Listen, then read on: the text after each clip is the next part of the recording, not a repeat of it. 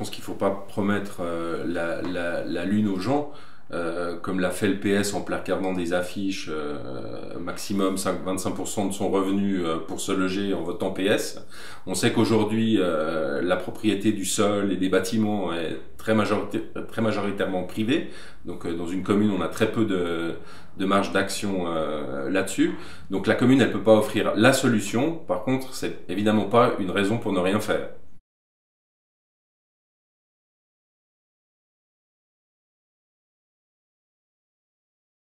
La municipalité à majorité de gauche a été obsédée par la densification et les directives cantonales en la matière. Il faut savoir qu'à Vevey, on est déjà dans la troisième ville la plus dense de Suisse. Elle n'a absolument rien refusé aux promoteurs qui avaient des projets sur le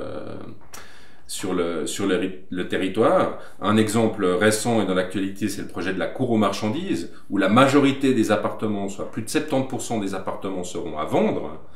Et puis après, on a créé un nouvel acronyme, les LUP, les loyers d'utilité publique, pour faire passer la pilule. Donc ça, avec ça, on va pas arriver à répondre à la demande. Et c'est justement pas ce type d'urbanisme et de construction qu'on veut, qui se passe absolument sans débat.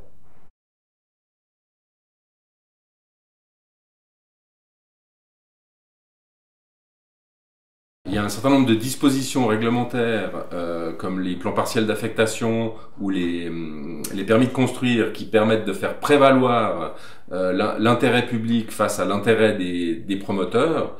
Je me battrai pour faire une politique sociale, une véritable politique sociale du logement basée sur les coopératives, pour faire rénover aussi les immeubles à Avenue de Savoie qu'on a sauvés. Il y a aussi la question de la gestion des immeubles communaux qui ont été confiés maintenant en grande partie à des gérances privées. Donc ça, il faut revenir en arrière.